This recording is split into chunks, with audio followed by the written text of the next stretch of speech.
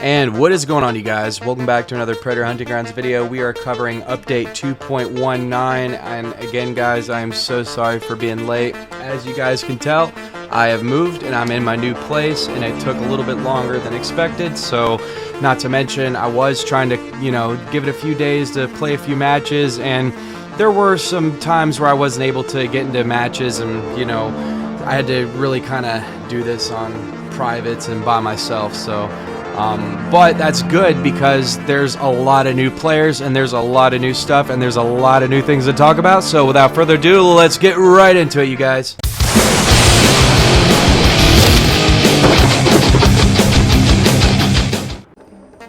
So we got a lot of new stuff, and the biggest two things that I would really want to talk about in this video that we got are Predator Specializations and a new map. And the only reason I'm going to cover majority of this video being that is because they were so needed and the community wanted it so badly, and this game needed it so much.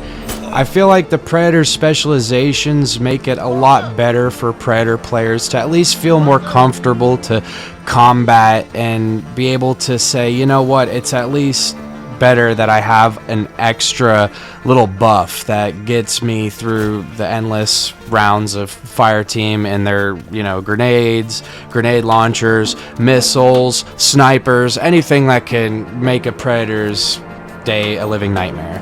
So the first thing I wanted to go ahead and mention is this new map. This new map is still a jungle theme map. However, I think this is a perfect balance between being open and being closed in an environment. As you can see right here, this is very open.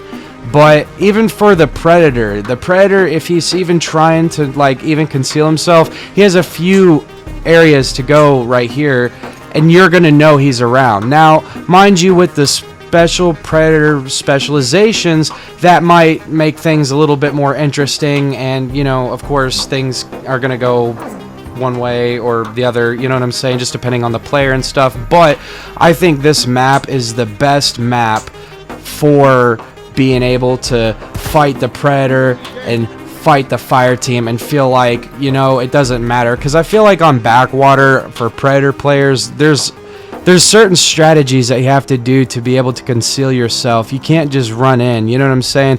This map you can't either. However, there is a lot of different things that you can do on this map that you cannot do with the others, and I do also feel like that the Ilphonic dev team has taken a lot of notes from the forums and from the feedback of the community and has put it into this map, and it really shows.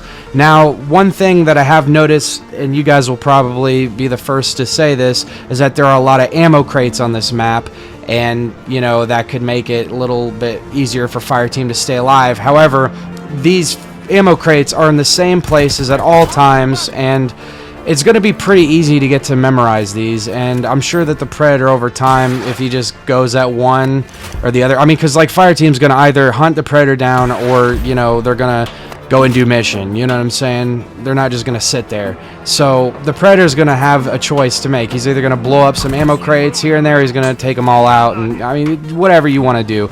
I think it would be wise to take them out one by one, according to what a fire team is. Maybe where a couple ammo crates are and you're close to it before fire team can get near you and you want to blow them up. That's cool. I don't think it really matters and has an effect for the combat. I actually think it makes it really interesting, and not to mention that this map is really balanced and really well played as far as I was able to play through Clash and Hunt. It was fun. I felt like it was a challenge, and I felt like there was a lot of areas where you can go up the stairs and go into things and hide behind things, but you're still kind of open, you know what I'm saying? You want to definitely squat up and, utilize yourself in, a certain way. Everybody has their own positions and what they run and how they play, you know what I'm saying? You guys are going to be able to tell and know what I'm talking about, but I definitely feel like this map is everything that we've needed and wanted. I just feel like now we need to focus on gear, and we need to focus on maybe a different theme for the map. And the only reason I say gear is because I asked a few buddies of mine, and they were like, yeah, that's pretty much the next thing that you want to tackle now. It's pretty balanced between fire team and, you know, the predator. The next thing is maybe just more predator gear, and I guess more fire team gear. Maybe not more fire team gear. I think it would be just more predator gear in my opinion. But so now let's go ahead and talk about predator specializations. I'm not going to go over every single one, but a lot of them are very useful, and I like I said, I think it gives it that extra buff. So we got Fervent, Tactician, Tracker, Enraged, Vicious, Wrathful, Ghost, Warrior, Savage, Assassin, Brute, Stalker, so on and so forth. Now, each of these are going to, of course, go to their own predator, and you only get 3 to choose from, unlike Fire Team where you get like 4. I thought that maybe you would get 4, but that's okay. 3 is fine. A lot of these are really good. I like Ghost for attacking with melee from Cloak, deals additional damage. Fervent is increased damage while all Fire Team are alive and standing. Tactician, increased damage versus enemies that are trap netted or interacting, so that's going to be really good for, like, you know, a net gun and a trap. That's definitely going to be a trapper build right there. But they just got a lot of these different, you know, specializations that give the predator that extra buff and edge that the predator's always needed in this game, because obviously he's the predator or she's the predator, whatever, you know what I'm saying? I mean, discriminate or anything, but anyway, it's the predator. It's an intergalactic alien. It's supposed to be overpowered and be able to take humans out, marines out easily, you know what I'm saying? And I feel like now it definitely gives it that creative edge, and I've noticed it's a lot harder to try to survive as the predator. Now, of course, when you got those super really good fire teams, you know what I'm saying, they're going to really still, you know, melt most predators, but when you get those really good predators, they're most of the time going to wipe fire teams. So, you know, it just depends who's playing. One little thing I just wanted to add here, and this is something that I've completely noticed. I don't know if it happened this update or the prior, but when you go into customizations and you're like trying to decide which color you want to go to towards your predlocks or anything, I like how now it's highlighted that and it literally wherever you leave it at, it stays there. So it just tells you what it is, so you don't have to necessarily go back and look at your predator and say, oh yeah, what color was that? It tells you underneath where Top Knot Viking, and I know it's kind of in its legendary code, and it may be hard depending on, like, you know, the color and because it's really small to read, but I just thought that little detail right there was really nice, and, you know, that was pretty cool. It's just one little thing I noticed. Alright guys, so before I go ahead and get into the things that I'm not too big about this update, I'm going to go ahead and give some honorable mentions. So, a few things I would like to go ahead and mention that are really cool about this is that they've definitely added new modifications in private matches, and they've added the big head mode for the boars and for cinematic effects. So when the predator's claiming you, if you guys don't have big heads, it's going to show up in the cinematic, like, long claim, and boars have the big head, which makes for a really, you know, fun experience when you're not expecting it and you run across it and you see this big ass ugly thing. Anyway, it's just super fun and funny, and not to mention they've added new modifiers, like they've added jump height modifier, air control modifier, fall damage modifier, biomass health modifier. They've just added so many different things that you can literally go in private matches with your buddies and control any aspect of the game and just have fun and take a break. And I really like that Ilphonic has done that with this game.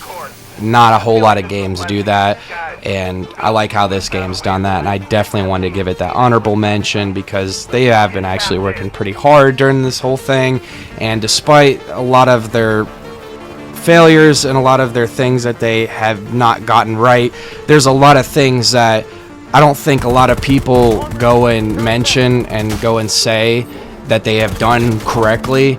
You know, I think a lot of it just kind of, you know, gets shoved under to the side, and you know what I mean? And I even have to do a lot better at, you know, being able to say, hey, you know, this is what they've done right, and hey, this is, yeah, they could have done better at this. So I just wanted to go ahead and give them some honorable mentions. This update, by far, to me, I think is really good, and I really, for the most part, like it. I think the only two things that I'm really not too big about, and I actually do think it's good for the game. It's just I wish maybe they would have done something different. So Steam players are now allowed to cross-play and play with PC and PlayStation players, and that's great. I think that's super awesome because it gives more players to the community, and not only that, but you get to play with more people from different platforms. I really wish Xbox players could be able to pick this up, but I don't know what's going on with that. It could be a whole other ordeal, and but the thing is that the reason I don't like it is because IllFonic hasn't really done too much with like being able to add people through, like I can't even add PC players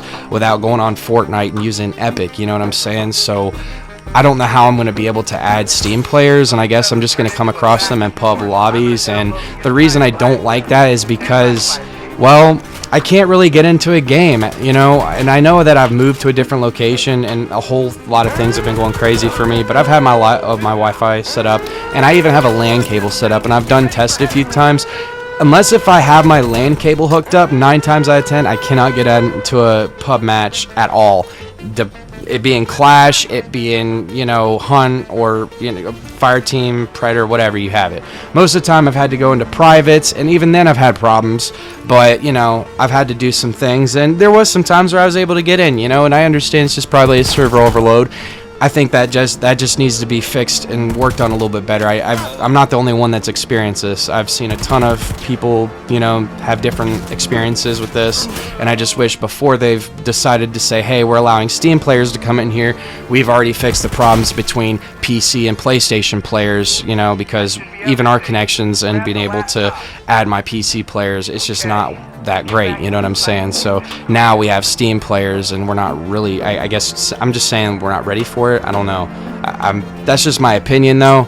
Let me know what you guys think down in the comments. Another thing that I wanted to mention that I'm not really a big fan of is that they have this $20 DLC pack. Now, mind you, it's great for new players that haven't bought any DLC, or old players that haven't bought any DLC. Guys, this is your time to go ahead and say, you know what, I'm gonna pay $20. I'm gonna get all the Predators, and not only that, but I'm gonna get 3 new masks, that being Mr. Black's mask from Predators, the other being the Rebreather from the Predators 2 line. It's the City Hunter, and the other one being the Dutch's shoulder pad.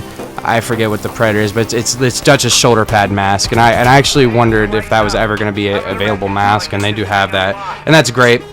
And they have new face paints, but the thing is that that's only early access.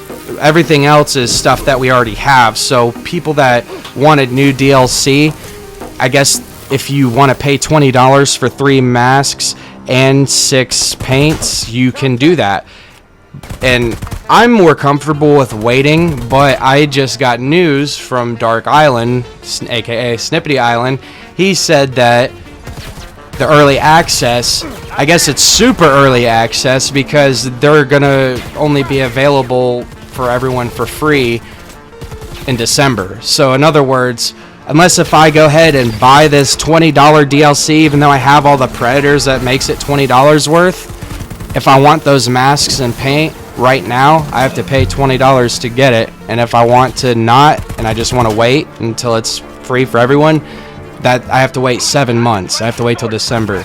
And originally I thought that was okay, because I was like, I'll just wait. It might be just early access like they did with the City Hunter. I'll just wait a month or so. No.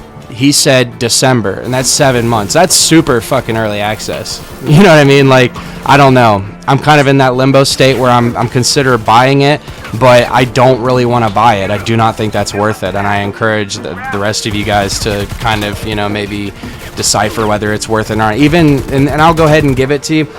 Old King Hamlet went on the forums, and he even said, guys, really, unless if you have all the Predators, don't buy it. There's more DLC coming, and there's, like I said, there's more DLC coming. And speaking of more DLC coming, they have a year 2 roadmap that has been dropped, and that right there is outstanding, given the fact that Predator franchise is kind of in a court case with Disney. And I mean, I don't know. I'm going to tell you, that's a really ballsy move And Ilphonic's like, you know what, we got this. This ain't going to affect the game at all, you know what I'm saying? Or they may have misjudged some things, and maybe we aren't going to get those things. But I'm going to tell you right now, Ilphonic has not said anything about this court case. They haven't shown any sign of any content stopping with this game. So I think that I'm just going to go ahead and, you know, stick with them for right now, and I'm not going to worry, and I suggest everyone else to not worry. So I know that was kind of like a, you know, little, I guess, PS to this whole, you know, update thing, but there's just so much this update that has just happened, and it's crazy how everything was timed. And I mean, holy crap, I really wish I could have covered this about a week ago when it was dropped, but like I said, guys, I was moving. I just got settled and moved, and man, I mean, I was trying to get some, you know, footage, and like I said, if I don't know at least a majority of all this information, I'm not going to cover it, and I'm going to, you know, sit and experience it before I go ahead and make it a video, just because I don't want to be giving false information out there and stuff. So those of you that have made it this far, thank you so much for tuning in, and I will see you guys next time. Peace out. P.P.S. If you have enjoyed and you have learned something through this video, please like and subscribe. It definitely helps the P. Willie Studios and P. Willie founder out so much. I am trying to grind to 1,000 subscribers right now, so if you go ahead and subscribe right now, you will get a big thank you and a good pat on the back.